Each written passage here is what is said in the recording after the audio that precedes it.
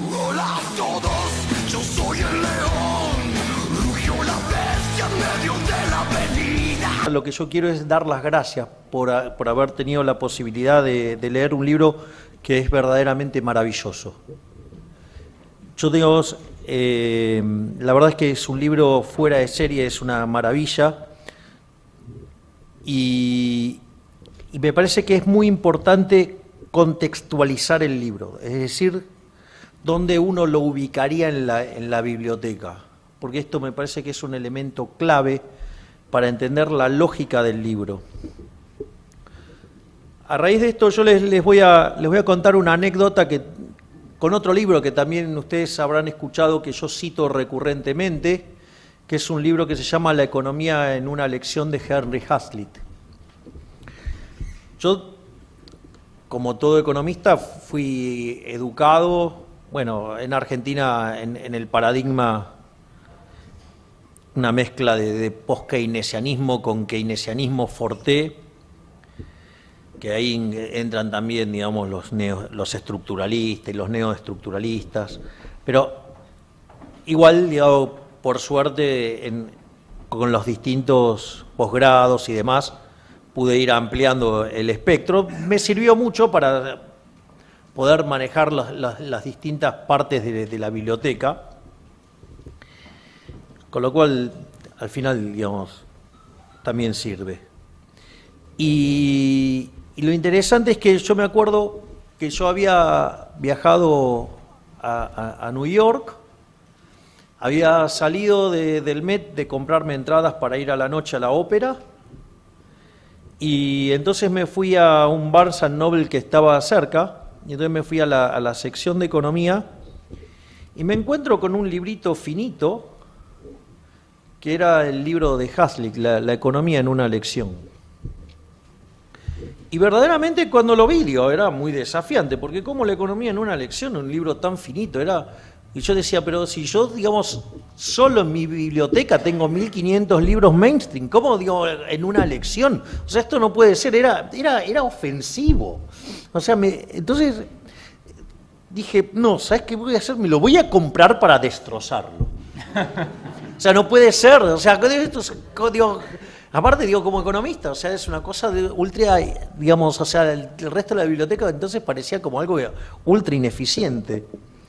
Y la verdad es que fue una experiencia atrapante leer el libro de Hazlitt. El libro de Hazlitt es un libro verdaderamente maravilloso. De hecho, el propio Axel en la introducción, él menciona, el de Hazlitt menciona el libro en el que se inspira Hazlitt, que es Bastiat. Bueno, también menciona a otros autores que van entrando a lo largo del libro en distintos lugares. ¿Y qué es lo que tiene el libro de Hazlitt? El libro de Hazlitt es un libro muy, muy poderoso en la discusión pública, porque lo que hace es refutar todos los argumentos keynesianos con los que nos vivimos topando todo el día. O sea, lo que hace básicamente la lección es decir, bueno, mire, la diferencia entre un buen economista y un mal economista es que el mal economista solamente mira un mercado hoy. Y el buen economista no solo mira ese mercado, sino mira todos los demás, es decir, hace un análisis de equilibrio general, no un análisis de equilibrio parcial, pero no solo considera los impactos de hoy, sino también los impactos futuros, es decir, un modelo de equilibrio general intertemporal. En ese sentido, claramente es un torpedo debajo de la línea de flotación del keynesianismo, porque es lo que el keynesianismo destruye. O sea, cuando uno lee, en realidad, lo primero que hay que entender es que Keynes era una persona bastante compleja, digo, y no es un autor fácil. O sea, son 30 tomos. O sea, yo leí mucho Keynes, pero no llegué a leer los 30 tomos, aviso. Sí tengo una cuestión patológica con la teoría general, sí, que la leí 5 veces, pero ese otro problema, porque es el más popular de los libros. Pero, bueno, también tengo un toque ahí con el Tratado sobre el Dinero, pero eso es otra cosa, eso es más entendible. Pero al margen de eso, lo que hace el libro de Hazlitt es destrozar ese argumento, pero El problema es que, es verdad, ustedes entienden, entonces pasan a entender la lógica de lo que sería un modelo de equilibrio general intertemporal, pero es como que le falta el espíritu, es decir, le falta la base del proceso decisorio, es decir, no está el microfundamento. Y eso es lo que hace este libro. Les llena el microfundamento. Es decir, por eso es tan importante este libro. O sea, este libro tiene que ser leído y acompañado con el libro de Hazlitt. Si una vez que ustedes leyeron el Hazlitt, ustedes tienen que aprender el foundation, o sea, los microfoundation que están abajo de esto, y está acá. Este libro, para mí ha sido un verdadero placer leerlo, porque si yo lo tuviera que describir, es un libro de 3 partes, por decirlo de alguna manera, que son 2 bloques y una parte que opera de nexo. Entonces, hay una parte, que es del capítulo 1 al 8, si no me equivoco, exacto. Mirá, ¿ves que lo marqué así? Sí. Mirá. Sí, lo tiene, muéstralo. No, bueno. Lo tiene todo rayado. Sí, no, y además lo traduje a ecuaciones. Sí. O sea... No, lo traduje a ecuaciones. No, ahora después explico. Entonces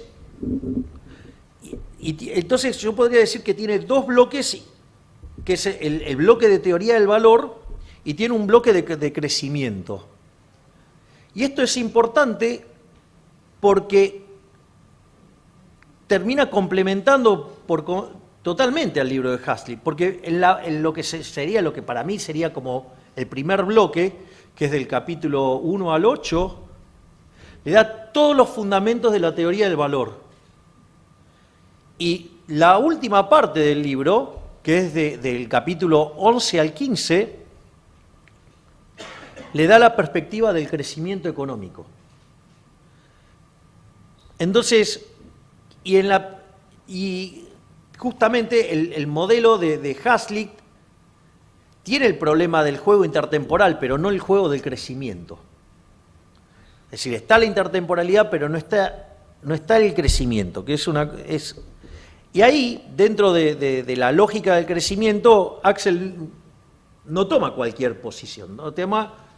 Ustedes tienen distintas formas de encarar los modelos de crecimiento. O sea, hay la literatura del crecimiento tiene algunas cuestiones divertidas y otras como que medio onanistas, para ser educado. Porque en realidad, cuando arrancó la economía, si ponemos como punto de inicio a Adam Smith, es caprichoso, obvio. ¿Cuál es el punto? Justamente lo que quería explicar Adam Smith era el crecimiento, ¿no? Investigación sobre la naturaleza y la causa de la riqueza de la nación. La verdad que un adelantado, porque se adelantó 200 años a su época, fue el tipo que la vio. Y después, con la aparición del keynesianismo, la cosa se desvirtuó. En los 70 la teoría del crecimiento cayó, perdió interés, porque cuando Solow desarrolla el modelo neoclásico en el 56, cuando lo va a testear en el 57 solamente explicaba el 15%, ahí la Universidad de Chicago hace un approach de ir por el lado del capital humano, con las contribuciones de Usawa, y más levantadas acá en el tiempo por Robert Lucas Jr., y otra parte venía con el progreso tecnológico, y era muy loco porque todo venía de afuera. Es decir, todo lo que explicaba era todo de afuera, entonces eso no es un modelo, o sea, es casi como decirlo a dedo. Entonces el campo perdió interés y reaparece allá a inicios de los 80 con Paul Romer, con el desarrollo de la teoría del crecimiento endógeno, y dentro de ese conjunto de contribuciones del crecimiento endógeno aparece a Gion y Hugwitz, que son neo-schumpeterianos, y que básicamente ponen en ecuaciones las ideas de Schumpeter. Digamos, la idea de la destrucción creativa, que está en un libro de Schumpeter que se llama Capitalismo, Socialismo y Democracia. En uno de los capítulos está el proceso de destrucción creativa, y Axel, para explicar el crecimiento, utiliza esa parte de la teoría del crecimiento que es muy atractiva, que son todos estos procesos de destrucción creadora, y lo liga brillantemente con los capítulos 9 y 10, que tienen que ver con el sistema de precios. Y ahí, antes de pasar a la parte donde voy a hablar con todo bien de tu libro, o sea, como si no estuviera haciéndolo ahora,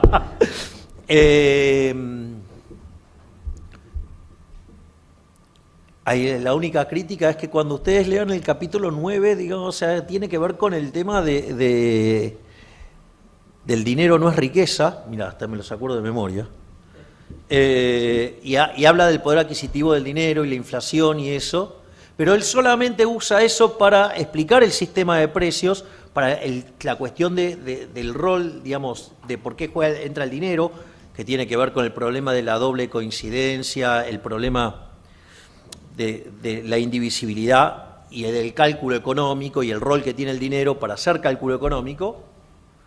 Claro, pero no explica la inflación.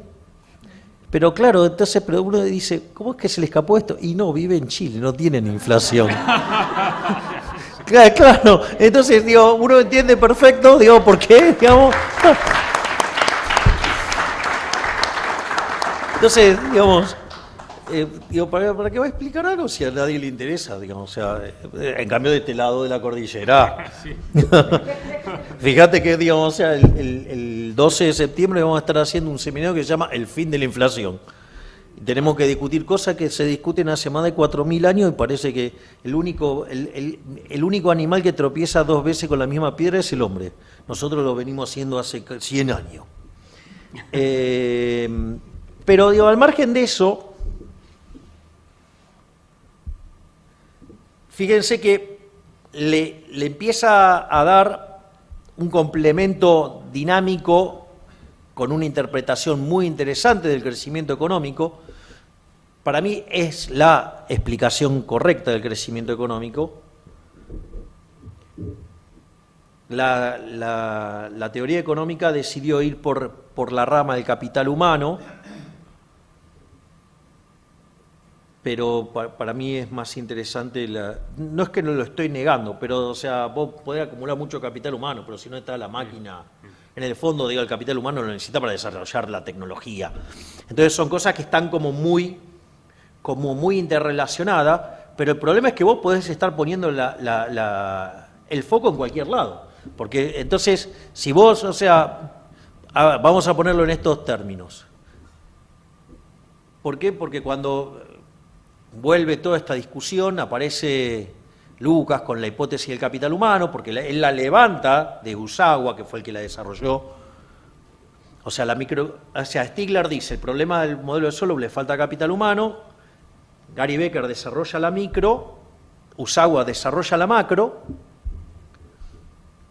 y cuando vuelve todo el debate en los 80s, Mancube, Romer, pero no Paul Romer, sino David Romer, el marido de Yellen, o sea, un keynesiano, y Weil, hacen un testeo empírico de donde logran explicar el 85% del crecimiento. O sea, subieron 70 puntos la explicación. Entonces dijeron, se terminó el debate, es todo capital humano. En realidad no es cierto, porque si yo digo capital humano y estoy formando zurdos, digo, ¿de qué me sirven que estudien 50 años si son, digo, empobrecedores seriales? Y tampoco pueden, y ya digamos, ahora me voy a meter en el core de todo esto, es que, digo, el ejemplo que yo cuento, digo, ustedes tienen 2 personas, ¿no? Que, por ejemplo, uno, digamos, hace su grado, su maestría, su doctorado, su postdoctorado, sigue estudiando un montón de cosas y se dedica a estudiar la patita trasera izquierda de las moscas. Digo, ¿cuánto vale eso? Nada. Nada, solo vive porque, digamos, porque lo subsidian. Entonces, ese tipo, ¿qué está aportando a la sociedad? En cambio, hay otro que, nada, no tiene ni el primario terminado. Se va a la casa después de trabajar todo el día y cuando se va a acostar, la mujer, no sé, estuvo viendo la película donde aparece Sofía Loren haciendo el striptease y entonces se lo replica. Y dice, yo tengo que hacer algo para que esto, digamos, o sea, se generalice e inventa la bikini. El tipo, se llena de plata. Sí, pero sin embargo no tiene ni la primaria. Claro, pero el tipo es un benefactor social, porque logró ser exitoso sirviendo al prójimo con un bien de mejor calidad o mejor precio. Es decir, los primeros que compraron fueron los hombres, obviamente. Estaban todos generosos haciendo regalos.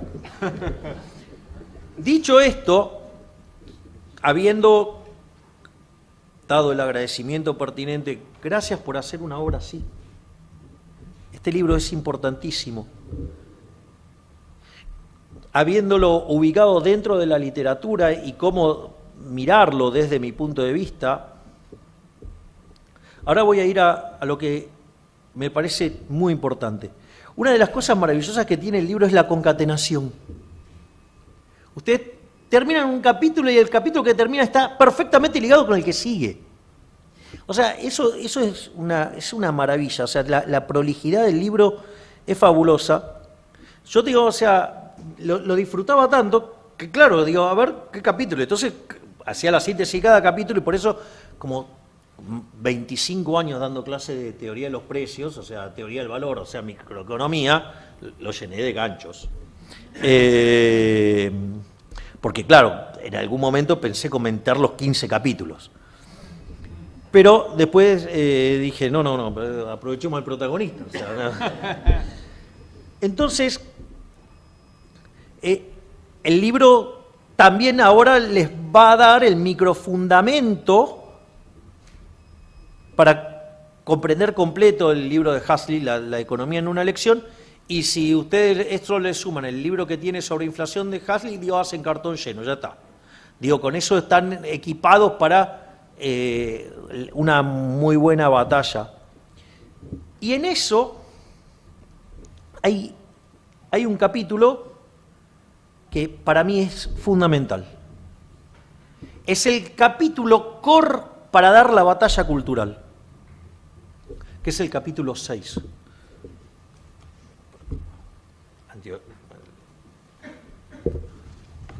Capítulo 6, el valor es subjetivo. Y lo tienen, y está perfectamente ligado con el 5 y con el 7. El 5 es la productividad, determina nuestros ingresos, y el salario lo pagan los consumidores, es el 7. ¿Por qué dentro de un libro tan maravilloso decidí hacer el foco sobre este? Porque este es el capítulo central para dar la pelea contra el surdaje. Así. Cuando el muro de Berlín se cayó, que en realidad no es el momento en que fracasó el socialismo fracasa en el año 61 cuando lo tiene que construir, porque antes ustedes podían ir de un punto al otro de Alemania, cuando se empezaron a ir todos a la capitalista, ahí entonces de un día para el otro se encontraron con el muro. En realidad primero era un alambrado. De hecho, en forma metafórica, la canción de Nino Bravo, Libre, trata sobre la historia de un muchacho de 18 años, de Peter Fetcher, que quiere cruzar el muro porque la familia le había quedado del otro lado, diseña todo el plan durante un año y cuando va a salir, obviamente, los comunistas lo reventaron a tiros. Y lo peor de todo es que no murió instantáneamente. Entonces lo sacaron de la zona y lo tiraron en el medio de la ciudad para que lo vieran agonizar durante 3 horas y así intimidar a la gente que quisiera escapar. Entonces, el muro cae en el 89, pero el fracaso del socialismo ya estaba en el 61. Y lo interesante de eso es que, caído el muro, aparecen los postmarxistas y una visión distinta de cómo encarar el problema. Ellos siempre el marxismo estaba encapsulado en algo vinculado a lo económico y la lucha de clases, y cambian el foco de la lucha de clases, ¿no? O sea, entonces, digamos, la búsqueda del conflicto y cómo leían esos conflictos.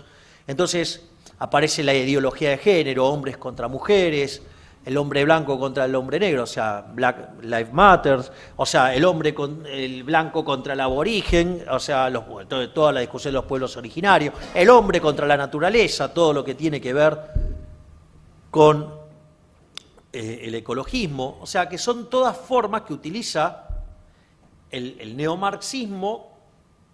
Vieron, hoy me cuido, no digo, digamos, el marxismo cultural, que yo sé que técnicamente es incorrecto, políticamente vale, pero me estoy cuidando, profesor, con usted. Entonces, en ese contexto, reformula la lucha de clases, y es importante porque ellos no niegan la superioridad en el plano productivo del capitalismo. Esto es muy importante. No piensen que todos los socialistas son como los de Argentina, que no suman ni con un abaco acá. No, porque acá en el debate por la provincia de Buenos Aires, cuando Esper le toca confrontar contra Del Caño, le dice, dame un caso donde fue exitoso, le contesta la Unión Soviética. Bueno, entonces, digo, es un tema no menor. Entonces, y ellos en realidad lo que hacen en la economía es cambiar el foco. Ellos no cuestionan la productividad del sistema capitalista, sino que lo tachan de injusto. Eso es muy importante, muy importante. De hecho, dentro de los libros que menciona Axel y dentro de los autores que menciona, están Hayek y Kirchner. Y hay un libro de Kirchner maravilloso que se llama Capitalismo, Creatividad y Justicia Distributiva. Y el libro arranca Israel Kirchner diciendo, sí, es cierto que el sistema es más productivo, pero si el sistema no es superior desde el punto de vista moral, no vale la pena discutirlo, no vale la pena defenderlo. O sea, no vale la pena defenderlo. O sea, si es cierto lo que dicen los socialistas, que el sistema es injusto, no vale la pena defenderlo. No importa que sea más productivo, porque si es inmoral, no vale la pena defenderlo. Entonces lo que encara Israel Kirchner es la discusión y el debate en el plano moral. ¿Y por qué esto es importante entonces? Porque este capítulo 6 les permite entender la lógica de ese debate. O sea, Israel Kirchner trabaja sobre la idea del descubrimiento, o sea, que es una idea original de Hayek, que se llama el mercado como proceso de descubrimiento. O sea, no hay una torta y que viene el señor mercado y la reparte, no, es un proceso, te digo, que se va creando y se va descubriendo.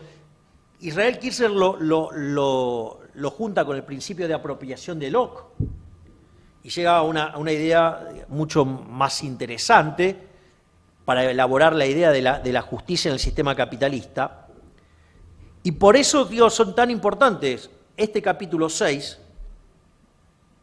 y su ligazón con el 5 y con el 7, pero el core está en el 6, porque Axel ahí deja traslucir la lógica del debate. El problema es que cuando ustedes empiezan con el debate moral,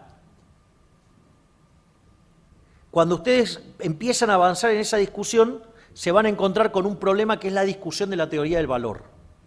O sea, ¿de dónde sacan el tema de la explotación los marxistas? O sea, entonces ellos... Porque la realidad es que si uno se pone a pensar es ¿por qué siguen defendiendo un sistema que siempre fracasó? Fue un fracaso en lo económico, en lo social, en lo cultural. Asesinaron a 150 millones de seres humanos. ¿Por qué si perdieron en la batalla teórica a partir de la obra de Menger, Principios de Economía Política, de 1871, junto a las contribuciones de Gibbons y Balrà? Digo, con la aparición de la teoría subjetiva del valor, ¿por qué siguen defendiendo eso? Y solamente pueden llegar ahí cuando ven la teoría del valor, o sea, cuando van a la discusión de la teoría del valor, pueden ir a la etapa posterior, que es por qué abrazan eso. Ellos lo que hacen es abrazar la teoría del valor-trabajo, es decir, las cosas valen por la cantidad de trabajo que tienen. Entonces, claro, si las cosas valen por la cantidad de trabajo que tienen, o sea, ustedes suman los costos, claro, todo lo que esté por arriba de eso, para ellos, ¿qué es? Es explotación. Y esa explotación sale del contrato laboral, sale de las instituciones del capitalismo, ¿sí? Y de ahí aparece la explotación.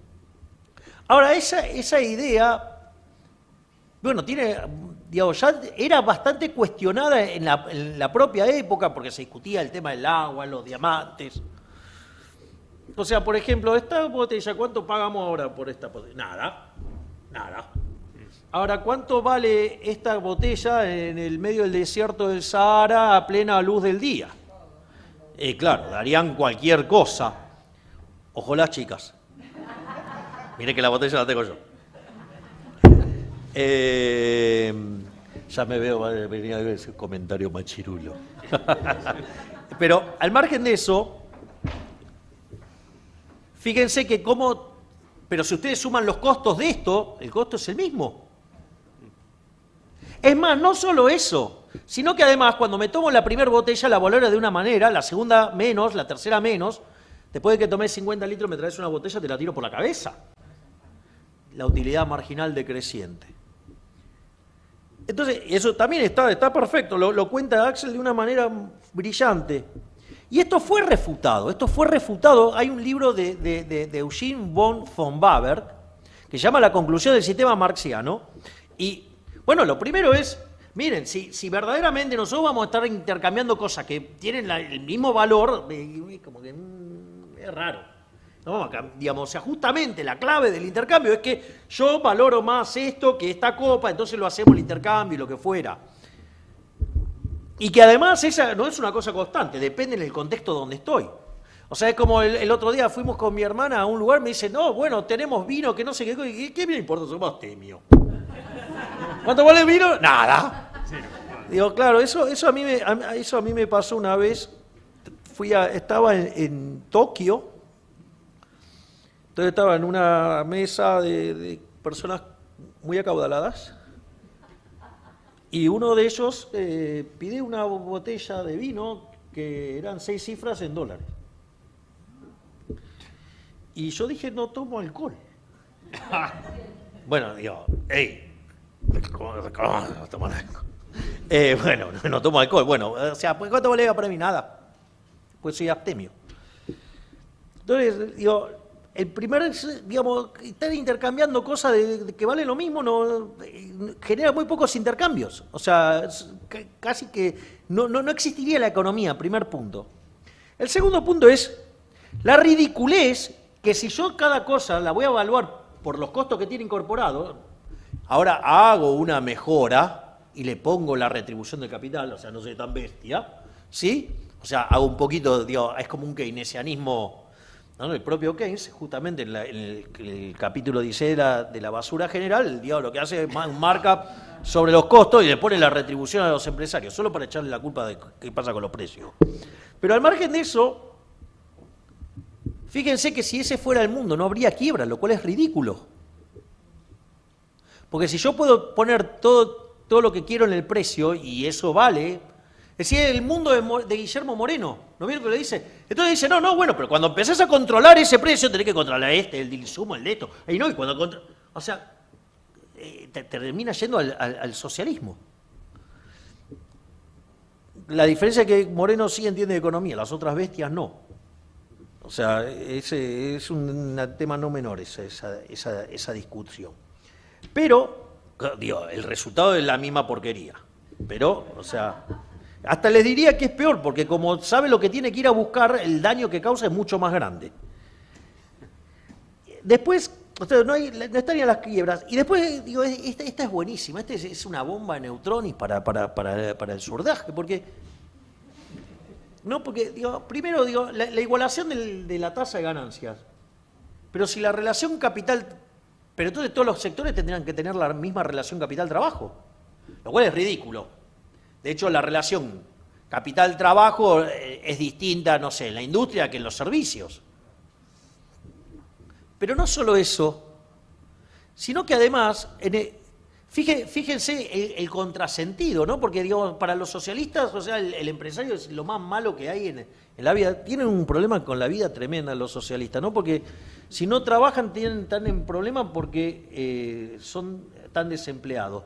Si trabajan, tienen problemas porque están explotados. Y si son empresarios, son explotadores. Ellos tienen una vida horrible, todo, no importa, o sea, todo sale culo. En cambio, los liberales somos gente divertida. En todo sentido. Recuerden que tengo la botella. Entonces, fíjense a la contradicción que tienen. Digo que el empresario es lo peor que existe sobre la faz de la Tierra, y sucede que cuando uno mira el progreso tecnológico, ¿de qué se caracteriza el progreso tecnológico? Y miren, yo vengo, digo, pero esto ya lo explicaba Adam Smith, era brillante. Ustedes van haciendo learning by doing, cada vez lo van haciendo mejor. ¿Qué es lo que tratan de hacer? Y ganar lo mismo y laburar menos. O sea, entonces, ¿qué es el progreso tecnológico? Que a la misma cantidad de trabajo puedan producir más. O producen lo mismo, pero con menos trabajo. O sea, el progreso tecnológico, por definición, ¿qué hace? Ahorra trabajo. Ahora, si los capitalistas explotan a los trabajadores, digo, ¿cómo van a generar progreso tecnológico? Es pegarse un tiro en el pie. Digo, y si hay algo que caracteriza los últimos 250 años de historia es el progreso tecnológico. Por lo tanto, digo, tienen un problema de inconsistencia feroz, más allá bueno, en Hazlitt, la falacia ludita está en un capítulo que se llama El odio a la máquina. Entonces, cuando uno ve todos estos errores, la pregunta es, entonces, digo, fallaron en la teoría. Fallaron en la evidencia empírica. ¿Por qué entonces siguen abrazando una porquería como la teoría del valor trabajo? Y ahí es donde está la clave, en los valores. Es decir, ellos abrazan esa teoría porque parten de un conjunto de valores morales que son una inmundicia, que son la envidia, el odio, el resentimiento, el trato desigual frente a la ley, y si es necesario, el asesinato. Entonces, ellos no pueden salir de la teoría de la explotación de Rothbardus ni la plusvalía de Marx, porque básicamente ellos parten de tener el resultado ex ante que quieren probar que hay explotación. Y ese resultado ex ante tiene atrás todo este conjunto de valores o morales inmundos. Y ese conjunto de valores inmundos se traducen en instituciones que destruyen el crecimiento económico. Es así de simple. Y ahí, digamos, vuelve a ligar con el bloque de crecimiento de Axel. ¿Y por qué es tan importante? Porque no solo que Axel lo deja planteado y confronta las dos teorías, sino que también explica la neoclásica. Y lo arranca haciendo en el capítulo 5, dice, cuando explica la determinación del salario. El salario viene determinado por el valor del producto marginal del trabajo, por decirlo de alguna manera. El valor es el precio que ingresa, las preferencias y la escasez. Y por otro lado, la productividad marginal tiene que ver con la tecnología. De hecho, cuanto más yo acumulo capital y todo un montón de otros factores que vienen vinculados con la tecnología, aumento la productividad. Por lo tanto, ahora no hay un conflicto entre el trabajador y el capitalista, son socios. Es decir, el capitalista pone en juego lo que no pone el trabajador porque no lo tiene. Cuando ustedes castigan al capital, combaten el capital, al que están jodiendo es al trabajador. Porque justamente es el que no tiene los recursos para poner los fierros. Por ende, le bajan la productividad y los salarios se vuelven una porquería. Ni que hablar de las políticas keynesianas de estímulo al consumo, que baja el ahorro, que baja la inversión, se acumula menos capital. Entonces, ahora el sistema, además, es justo. Es decir, porque le paga a cada uno lo que aporta al bienestar. Es decir, ustedes en el capitalismo solamente pueden ser exitosos sirviendo al prójimo con bienes de mejor calidad a un mejor precio. ¿Cómo se llama el capítulo 7? Ahora estoy sin los anteojos, pero el salario lo pagan los consumidores. Es decir, ustedes pueden hacer cualquier teoría de que esto, que lo ¿saben qué? Si no compra el consumidor, ustedes van a la quiebra. Es decir, el dueño lo dice perfecto, Axel, dice, es un mandadero, el empresario es un mandadero del consumidor. Lo dice literalmente así. Porque ustedes no son, o sea, como cuando aparece el imbécil de Piketty, no, porque la heredera de Peugeot, mire, Dios, o sea, hace 3 modelos malos, la gente le bajó el martillo, no compraba un Peugeot, va a la quiebra. Es decir, el núcleo está en que solamente ustedes pueden ser exitosos sirviendo al prójimo con bienes de mejor calidad a un mejor precio. De ahí que yo siempre, y para cerrar, que señalo, yo trabajo frecuentemente con la definición del liberalismo de Alberto Venegas Lynch, hijo, nuestro máximo prócer de todos los tiempos, que dice, el liberalismo es el respeto irrestricto del proyecto de vida del prójimo, basado en el principio de no agresión. No se olviden esto porque si no aparecen algunos nabos diciendo cualquier boludez. En defensa del derecho a la vida, a la libertad y a la propiedad, cuyas instituciones, que ustedes las van a encontrar a lo largo de todo el libro, son la propiedad privada, porque la propiedad privada, junto a los mercados libres de intervención estatal, son lo que permiten que ustedes, en los intercambios, se determine el precio. Y el precio es un mecanismo de transmisión de información, coordinación y ajuste. Y eso es lo que hace funcionar el sistema. Y a partir de ahí, ustedes también lo tratan en algún momento, que tiene que ver con la competencia, pero la competencia entendida como libre entrada y salida, es decir, entendida, por ejemplo, como la desarrolló William Baumol, ¿sí? Digamos, en los mercados disputables, mercados desafiables o mercados contestables, como ustedes quieren decirle. Y a partir de ahí aparecen otros 2 elementos, que es la división del trabajo y la cooperación social. Porque afortunadamente, y gracias al Creador, somos todos distintos. Y eso es fundamental. Porque es un sistema que fomenta la paz. Es decir, Bastiat decía, donde entra el comercio no entran las balas. Justamente, porque yo necesito venderles mi botella de agua. Entonces los tengo que tratar bien, les tengo que decir, mirá, el agua es buena por esto, por lo que quiera. Es decir, los tengo que tratar bien. Podría odiarlos, pero me veo forzados a tratarlos bien. ¿Por qué? Porque si no, voy a la quiebra. Entonces, cuando ustedes se encuentran en esta situación, además fomentan la paz. Entonces, de esa manera, ustedes van generando, digamos, que el sistema funcione y que genere prosperidad. Entonces, la única forma que ustedes tienen de progresar en el capitalismo es trabajando duro, esforzándose, ahorrando, como dice la frase esa de Miguel Ancho Basto, cuando dice capitalismo, o sea, ese ahorro y trabajo duro. Exactamente, capitalismo, ahorro, trabajo, bueno. Y lo más importante es que ustedes solamente pueden ser exitosos sirviendo al prójimo con bienes de mejor calidad, mejor precio. Por lo tanto, además son benefactores sociales. Y eso que es el núcleo central para torpedear a la izquierda, es decir, porque eso derriba la idea de que el sistema es injusto, eso lo condensa en el capítulo 6. Por lo tanto, es un libro que recomiendo fuertemente leerlo, fuertemente. Es un libro que sirve mucho para el debate, un libro que se complementa con el libro de Hazlitt. Si hay una inflación, vayan y busquen el que trata de Hazlitt también la inflación, ejemplo si viven en Argentina.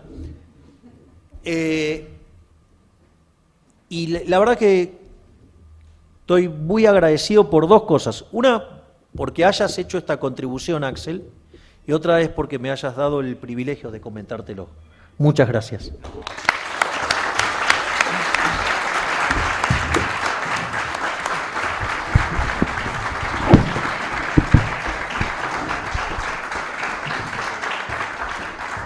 Bueno, muchas gracias, Javier, por esa presentación extraordinaria de una erudición que yo creo que todos quedamos con tareas pendientes de autores que tenemos que leer y repasar, ¿cierto? La lista es muy extensa, se nota que por algo Javier Milei es uno de los mejores economistas de América Latina. Y conoce más allá de las teorías típicas del mainstream, que es algo que a mí me pasa mucho cuando viajo y conozco economistas de primera liga en Estados Unidos, en todas partes, y no tienen ese bagaje integral cultural. Yo he estado con candidatos al premio Nobel que jamás han leído los austriacos, por ejemplo. O sea, no tienen idea, nunca han leído a von Mises, no tienen idea qué es eso. Personas que han trabajado en el Fondo Monetario, en el Banco Mundial, doctorados del MIT, te reconocen. Yo jamás he leído a Hayek. ¿Puedo hacer un comentario? Sí, claro. Mirá, perdón, esto es de chimentos de economistas. Acá, cuando usted mira en la tapa, dice, si vas a leer un solo libro de economía en tu vida, debería ser este, que es de Deirdre McCloskey. McCloskey, sí. O sea, de ahora, o sea, a la versión mujer, no la versión hombre. Sí. Esto es muy interesante porque él, bueno, en ese momento era él, bueno, porque se convirtió a mujer. Pero en esta parte de su historia era él. Él dice que estaba en Harvard Sí. y su compañero, su roommate, era ingeniero y estaba estudiando, y tenía la acción humana. De von Mises, sí. Sí. Entonces dice, ¿qué es esto? Digo, o sea, ¿qué es esto? O sea, y después con el paso del tiempo, ella hoy dice, él en ese semestre aprendió más de economía que yo en toda mi carrera. Sí. O sea, Sí, es verdad. Digo, yo le puedo asegurar que el libro de Mises es un camino de vida, la acción humana es literalmente un camino de vida, pero era bueno hacer esa mención a lo que... Sí, eso es correcto. Ella, ahora yo sí. nos conocemos y siempre cuenta esa anécdota que tú dices que, bueno, estudiaba ahí economía en Harvard y tenía el roommate que leía a von Mises y ella, ¿quién es este von Mises? Y dice, aprendió más de economía que en toda mi carrera este tipo Claro. leyendo la acción humana de Mises y que estudiaba otra carrera. Bueno, pero eso es lo que yo considero tan rico de Javier y de muy pocos economistas, yo diría a nivel mundial. Hoy día se ha reducido todo a hacer modelitos y ecuaciones y el pensamiento profundo, la historia del pensamiento económico, las distintas teorías, etcétera. Eso no está presente en el análisis que se hace y por eso creo que se equivocan tanto además. Pero quería entonces por eso mismo agradecerle a Javier, para mí es un privilegio, un honor que tú hayas aceptado hacer esta presentación y haciendo un aporte tan rico, con tantas matices, tanta sutileza. Por supuesto también agradecerle a Mercedes por haber en último minuto estado disponible para presentarnos a ambos y sin ninguna duda a la editorial, a Planeta, por abrir la posibilidad de también tener este libro acá en Argentina. El libro fue originalmente publicado en Chile por la editorial El Mercurio, la primera vez que lo sacamos hace pocos meses atrás, 8 o 9 meses atrás, y lleva ya prácticamente estos 9 meses número 1, siendo el más vendido de Chile. Ahora está la nueva Constitución número 1, pero el mío está 2, pero la nueva Constitución no es libro. Yo siempre digo, si estuviera estaría en categoría ficción, además. Y sus autores están empezando a decir que no lo escribieron ellos, porque está tan mal hecha que, francamente... Así que yo siempre tuiteo todos los domingos para gran frustración y ardor de la gente de izquierda, el gráfico con diciendo que no vale la Constitución, así que el mío sigue siendo primero. Si el libro tenía un éxito, y eso quería comentarles yo a ustedes, porque Javier hizo el análisis económico y insuperablemente bien, y haciendo relaciones y que muy poca gente podría hacer incluso con el libro. Y yo quiero contarles un poco cuál ha sido mi experiencia y por qué lo escribí, ¿no?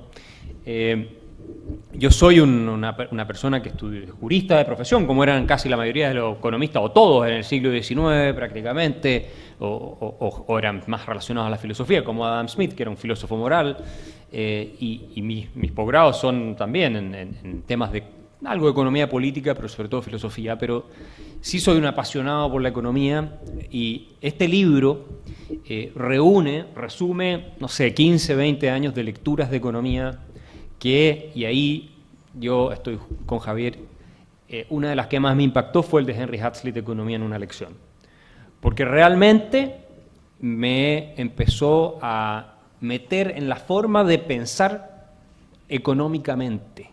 ¿Cómo se piensa el mundo desde la perspectiva de un economista? De un economista bueno, ¿no es cierto? No un keynesiano, no un economista que entiende economía, por supuesto. Y sabes, esto fue una bofetada de realidad.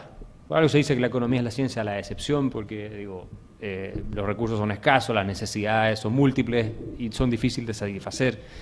Y cuando yo leí el libro de Hazlitt y luego profundizo en, obviamente, Bastiat y la obra económica de Hayek y von Mises y Rothbard y Menger y toda esta gente, digo, es lo que dice Javier, es un camino de vida, no vuelves, o sea, y empieza a despertar a la realidad de las cosas.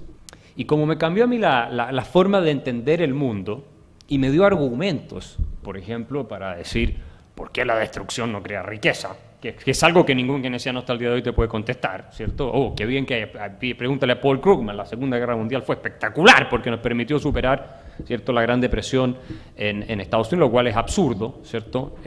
Robert Hicks, de hecho, tiene un trabajo sobre ese tema donde demuestra que es ridícula esa afirmación, y desde el sentido común no tiene sentido tampoco. En fin. A mí me pasó una vez con el diputado actual, que fue el que me motivó a meterme en política, porque tiene una gran vocación de censor, Leandro Santoro, que andaba pidiendo que se me censurara. Un día, sí, ahora es diputado, eso, y estábamos en el programa de Cunio, o sea,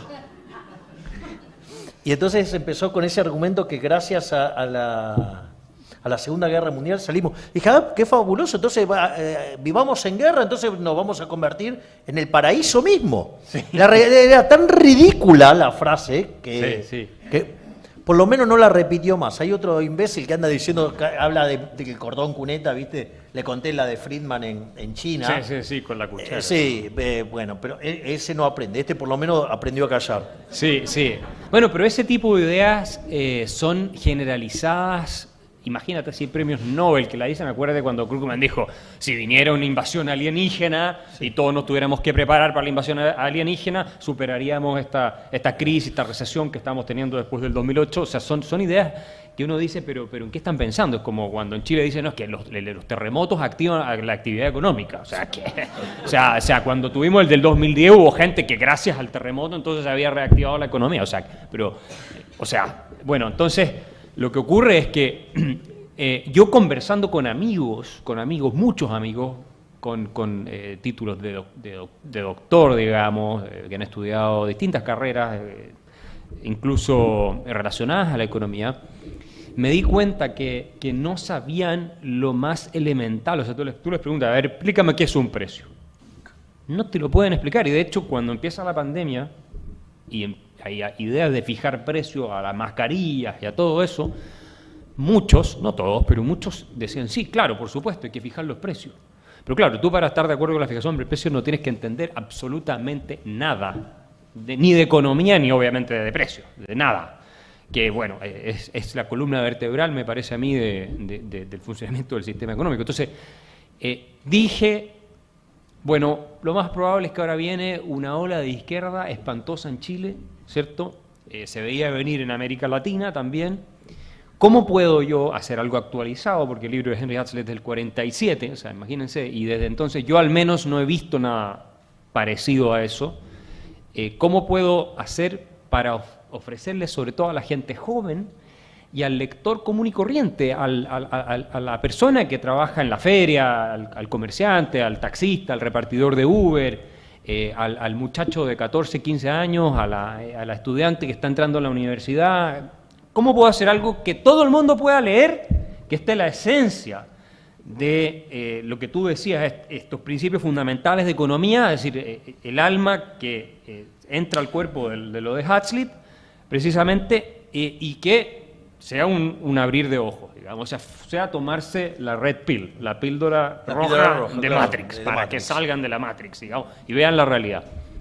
Entonces dije, bueno, voy a hacer el esfuerzo. Y ahí escribí este libro, El economista callejero. ¿Por qué El economista callejero? Porque quiero bajar la discusión económica de la Torre de Marfil, donde normalmente está, y que las personas, cuando oyen hablar de que la productividad marginal, que el crecimiento es todo el PIB, tú pregúntale al 99%, aunque tengan títulos de doctorado, y sobre todo si tienen títulos de doctorado en humanidades, no tienen idea, o sea, no saben de qué se está hablando. Entonces digo, quiero ofrecer una obra que sea accesible, que masifique en esta batalla cultural el pensamiento económico, las ideas fundamentales de cómo funciona la realidad. Porque al final esto es cómo funciona la realidad. Nada más que eso. Esto es un tratado de economía positiva. Breve, es un resumen, una síntesis, como decía Javier, de las ideas fundamentales de pensadores como Milton Friedman, Friedrich Hayek, Joseph Schumpeter, Israel Kirzner, yo lo digo, Bastiat, Hazlitt, hay varios más que están en el libro, ¿cierto? Hay un poquito de cosecha mía también, y que lo tengan disponible para todos. Y resulta que ha sido el libro de un impacto pero formidable. O sea, a mí por redes sociales me llega gente que me escribe y les digo, muchos de segmentos socioeconómicos no necesariamente acomodados. Es más, yo diría que los segmentos socioeconómicos más acomodados son los que menos les interesa saber esto, porque tal vez tienen menos urgencia, y ya por lo demás en Chile son los que más apoyan a Gabriel Boric, lo cual ya te explica todo. Y de hecho, este libro, yo creo que cualquiera que lo lea, es lo mismo que si Marx hubiera entendido la teoría, digamos, subjetiva del valor. Si Marx no habría habido marxismo. O sea, si se hubiera dedicado a escribir novelas, no sé, o poemas, pero no se cae todo el edificio teórico, básicamente, con toda su implicancia revolucionaria, etcétera. Bueno, lo que yo busco con este libro y la recepción que el libro ha tenido ha sido realmente espectacular, y se prueban las cifras de venta. Y además en el hecho de que se vende pirata, el derecho de propiedad no está siendo muy respetado ahí, pero no importa, aunque mis editores se enojen, se vende en prácticamente todas las ciudades más grandes de Chile, en la calle, obviamente a un precio más bajo y una calidad inferior, pero la gente lo compra, el mercado te está diciendo algo, y me llegan permanentemente fotos por redes sociales de todo el mundo que lo está leyendo, lo está comprando, y a veces me dicen, oye, me firmas el libro, y veo la foto y digo, oye, pero ese no es el original, por lo menos cómprate el de verdad. O sea, entonces, claro, cuesta mitad de precio, entonces estamos en tiempos complicados. Pero eso es una indicación de que creo que he logrado, y la presentación de Javier me lo confirma, y otros economistas que también lo hemos presentado en Chile, el libro, dar una serie de argumentos para que las personas primero entiendan economía, lo fundamental, la esencia, y luego para que puedan salir a contestarle a los Kicillof, a los Boric, a nuestro ministro de Economía en Chile, que acaba de decir hace poco que la inflación beneficia a las pymes, con doctor en Economía de la Universidad de Pensilvania, diciendo que la inflación le genera beneficios a las pequeñas y medianas empresas. O sea, claro, y otros por ahí diciendo que el libre comercio hay que revisarlo, y tenemos otros con doctorados en la Universidad de Cambridge en economía, planteando impuestos al patrimonio y cuestiones de ese tipo. Entonces, es más urgente que nunca, y yo lo hago esto, y estoy seguro que Javier también, porque no queremos ver a nuestros países en el desastre. En el caso, y lo siento, estamos en Argentina, pero a mí no me gustaría que Chile termine siguiendo el camino que ha seguido Argentina en las últimas décadas, después de haber tenido 30, 40 años de una prosperidad sin precedentes en nuestra historia, porque cuando uno lee la historia económica argentina se da cuenta lo que fue el 19 con ideas liberales hasta entrado el 20 y fue el país más rico del mundo en un determinado momento, según algunas estimaciones. Y después uno simplemente tiene que mirar con total desconcierto, en estado de shock absoluto, lo que ha pasado con este país en los últimos 80 años. O sea, es impresionante cómo un país con una gente tan capaz, con tanta energía, empuje, que llegó al punto de ponerse en la cresta de la ola de las naciones más ricas del mundo, y que siempre nosotros admiramos y hasta cierto punto envidiamos desde el resto de América Latina y desde Chile, se terminó hundiendo en el fango peronista, estatista, colectivista, socialista, keynesiano, del cual creo que la única salida está a mi derecha. O sea, yo no veo otra.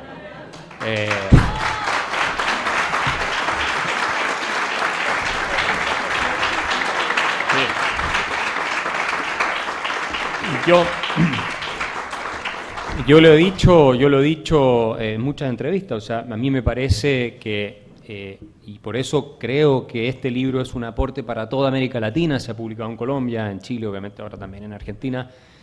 El problema del subdesarrollo es un problema mental, intelectual.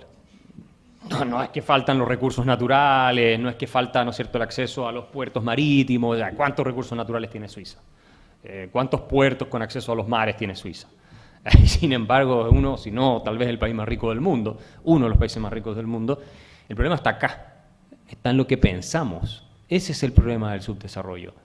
Robinson y Acemoglu no logran ni tocar la superficie de la verdadera naturaleza del problema del subdesarrollo económico. A mí me parece que es un problema mental e intelectual, y eso se prueba una vez más en el caso argentino, en el hecho de que este país era un país formidablemente rico y hoy día es un ejemplo en el mundo de todo lo que no hay que hacer en materia de política económica. O sea, todo lo que no hay que hacer, vayan y vean el caso de Argentina. Todos los días en el Wall Street Journal hay alguna noticia nueva de Argentina que la gente respira y suspira hondo y dice, ¿cómo es posible que esto esté ocurriendo? Y yo quiero contribuir también, porque este es un país que yo admiro muchísimo, a que las ideas de la sana economía, que es la economía, básicamente, se masifiquen y se conviertan en cultura general, porque, digo, los populistas, los demagogos, los charlatanes y los mentirosos, obviamente que florecen en ambientes de ignorancia, y florecen sobre todo en ambientes de ignorancia económica, cuando las personas no tienen claro, ¿cierto?, conceptos elementales, entonces les prometen todo lo que ellos quieren, digamos, y se compran este cuento. Entonces, esa es la intención del libro. Vienen más publicaciones, se ha traducido también al portugués. Estamos viendo con otros países en Europa también, se publicó en España, le ha ido muy bien, se va a publicar probablemente en varios idiomas más. Y yo solo quiero invitarlos a que compren muchos de estos libros y, a diferencia de lo que dijo Mercedes, bueno, no vivimos de la venta de libros, porque la verdad es que tendría que escribir Harry Potter para realmente poder decir de esto, pero sí contribuye y sobre todo esto es un tema de pasión, es un tema de cariño por nuestros países, por nuestra gente, es un tema de amor por la libertad, porque no queremos vivir en sociedades de esclavos, queremos vivir en sociedades de personas que tengan la libertad para desarrollar sus máximas potencialidades, y lamentablemente son precisamente aquellos que se presentan, ¿cierto? Y aquí un viejo dicho de la Biblia, lobos con piel de oveja. Los que se presentan como los salvadores son los que nos terminan condenando. La salvación, esta de la que hablan, está en cada uno de nosotros, en pararnos sobre nuestros propios pies y en que hay un marco de reglas institucionales que respetan esos principios fundamentales, estas leyes económicas, porque la política no puede doblarle la mano a la economía. Si pudiera, Argentina sería el país más rico del mundo. Así que, y podría hacerlo si sigue, las propuestas que se basan en la sana economía y las ideas que defiende nuestro amigo Javier Milei. Yo por eso lo admiro tanto. Es muy difícil estar en esa posición. Yo lo he vivido en el caso de Chile sin ser candidato a político ni nada por el estilo. Y la verdad es que somos una minoría todavía aún, pero como dijo Acton, la libertad ha sido siempre el triunfo de las minorías. Así que, para no extenderme más, yo les agradezco a todos ustedes por haber estado acá y, por supuesto, el libro está afuera a la venta, así que cómprenlo y compren varios, regálenlo. Ayúdenme a difundir el mensaje.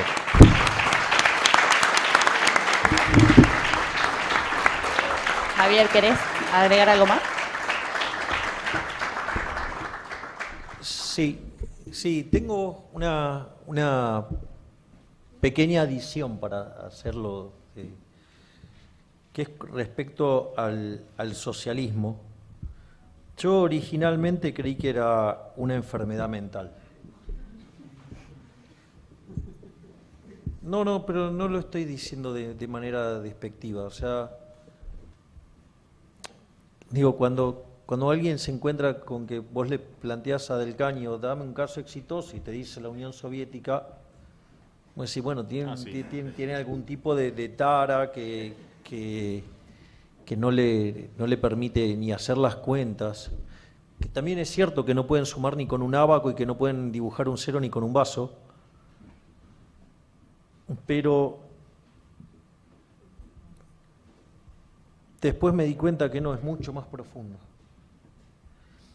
El socialismo es una enfermedad del alma.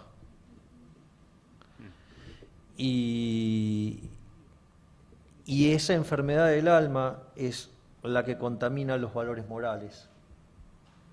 Es decir, la envidia, el odio, el resentimiento, que se traduce en un trato desigual frente a la ley y que cuando ya no tienen más lugares a los que recurrir, terminan asesinando gente, ya sea porque las matan de hambre o porque las matan explícitamente, de manera directa. Entonces, digo, ese sería el único upgrade que haría, es decir, que es un problema ya espiritual, un problema de valores, y por eso para mí es tan importante ir sobre nuestras bases filosóficas y sobre nuestros valores, porque ese es por eso la batalla cultural, ¿no?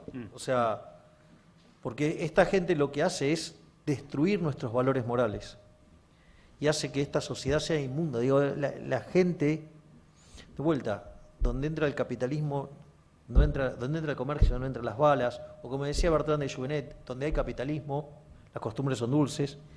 Y cuando ustedes viven en una sociedad socialista, es una porquería, porque la gente cree que tiene derechos, entonces exige. Más claro, échenle agua, digo, se llama Argentina, aparece una persona en televisión diciendo, no, me tenés que pagar el plan porque me lo paga el Estado. Y si te querés ir, andate, pero para que no cierre la cuenta, porque ese tipo que estás boludeando es el que produce y que paga los impuestos para que vos vivas sin trabajar, ¿no? Digo, pero al margen de la inconsistencia en términos de equilibrio general, intertemporal, pongan lo que quiera, pero hay un problema de índole moral, que robar está mal, que vivir del esfuerzo ajeno está mal, y que lo haga, digamos, un tercero, no hace que esté bien, porque si yo mando a Mercedes a ponerle una pistola en la cabeza a alguno de ustedes para que le saque la plata y me la dé a mí, también está mal. Ese es el tema, es un problema, digamos, ya excede la cabeza, es un problema, digo, el tipo está podrido por dentro. Pero quiero añadir una cosa antes de que terminemos, porque yo tuve una experiencia una vez conversando con una persona que está muy encumbrada en política en Chile, y bueno, estábamos discutiendo subir el impuesto a las empresas. Entonces yo le pregunté algo muy elemental y le digo, ¿tú te has puesto, esta era una persona de centro izquierda, en el escenario de qué hacen las empresas con la plata si tú no se la pasas a los políticos para que la gasten? Nunca lo había pensado. Es que nunca lo había pensado. Y cuando yo he dado muchas conferencias, no solo en Chile, en otros países, y este es un problema de la filosofía política, desde John Rawls y mucho antes, cuando tú a la gente dices que el Estado, tengo derecho a que el Estado me dé, Y tú lo planteas en términos, bueno, vos tenés derecho, la realidad económica, y aquí estamos en la economía positiva, ¿verdad? Lo que tú estás planteando en términos prácticos, que tenés derecho que otro te trabaje gratis, a vos. O sea, que sea una especie de esclavo para vos. Bueno, está perfectamente explicado. Y yo lo explico en el libro. Y vos sabes que en todos los debates con gente de izquierda que yo he tenido, es que, primero, no te lo pueden refutar porque es imposible de refutar, y en segundo lugar, nunca lo habían pensado. Digo, hay gente que es maligna de fondo y no le importa, pero gente que más o menos simpatiza con estas ideas, estudiantes, gente así, o incluso personas profesionales. Y cuando lo piensan así, de pronto caen en cuenta de que lo que están suscribiendo, que suena bien, porque digo, la tentación siempre viene vestida de manera atractiva, se dan cuenta que es realmente inmoral lo que están planteando, y por muchas otras consideraciones que podríamos tocar. Entonces, a mí me parece que cuando entienden esto de la economía, básicamente, que vos podés vivir de tu trabajo o del trabajo ajeno, listo. O sea, no hay dos opciones que esas. O sea, ¿es moral vivir del trabajo ajeno? Bueno, si es voluntario porque te lo están regalando, sí, pero si es a la fuerza, a patadas, no. Entonces, ese tipo de ideas que son simples, nadie te las enseña, nadie te las explica. Vivimos en un mundo de puras abstracciones, entonces es el Estado como si fuera una cosa así divina que flota en la estratosfera y no fueran los políticos de carne y hueso tomando decisiones, y es el mercado como si fuera también otra fuerza o energía, con toda la connotación negativa que se le da. No, tenemos que aterrizarlo a que se entienda, ¿cierto?, en el microcosmos que cada uno vive. En el mercado somos personas tomando decisiones libremente, eso es nada más, con lo que hacemos, lo que queremos comprar, vender, dónde queremos trabajar, etc. Y cuando tú lo planteas así y lo desabstractizas el debate, y a la gente de izquierda le encantan los grandes conceptos gigantescos, que la historia, el Estado, y acuérdate de Hegel, que el Dios de la historia y todo esto, o el espíritu histórico, que el Estado, la consumación del espíritu, te enamoras de una religión que es una pseudo-religión en el fondo, pero entonces eso creo que es una de las cuestiones que yo también quiero atacar con el libro. Nos ayuda mucho a complementar la parte de la filosofía moral con cómo funciona la realidad. Así como la teoría de la explotación se te derrumba entendiendo la teoría subjetiva del valor, y por lo tanto todo el edificio moral marxista de que vamos a liberar a los oprimidos que están siendo explotados y robados es un fraude, es probablemente el fraude intelectual más grande de la historia.